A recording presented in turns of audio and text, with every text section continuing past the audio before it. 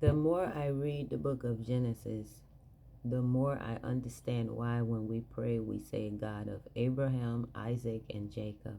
These were great men of God who lived a just life in obedience to God.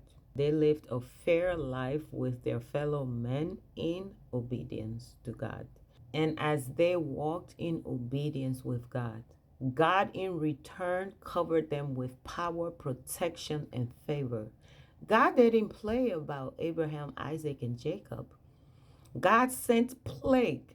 God appeared in dreams. God gave warnings.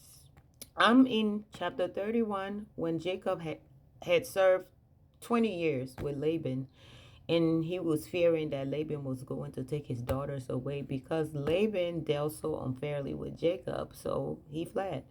But Jacob didn't know that his wife Rachel stole something from her father, so her father pursued them.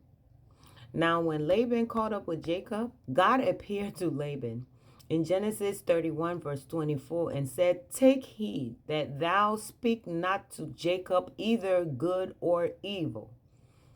You can't tell him nothing good or bad. Sometimes when we think we're doing something good, it is actually displeasing in the sight of God. Pretty much, don't do anything to him.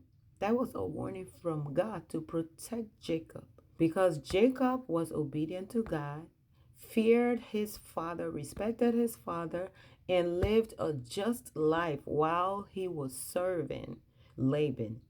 You know, if we are obedient to God, live a just life, God is going to protect us. God is going to deliver us from the hands of anyone who is planning to harm us.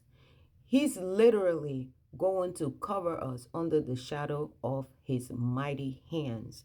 And he's going to hold us with his hand of righteousness, where nothing or no one can touch us. 10,000 will fall by your right and still not be able to touch you. But we have to be obedient to God and live a just life. That's the key that unlocks the power of God upon our lives, upon the lives of our children. Because if you're reading on Abraham, Isaac, and Jacob, you will see how God protected them, their household, and their generation.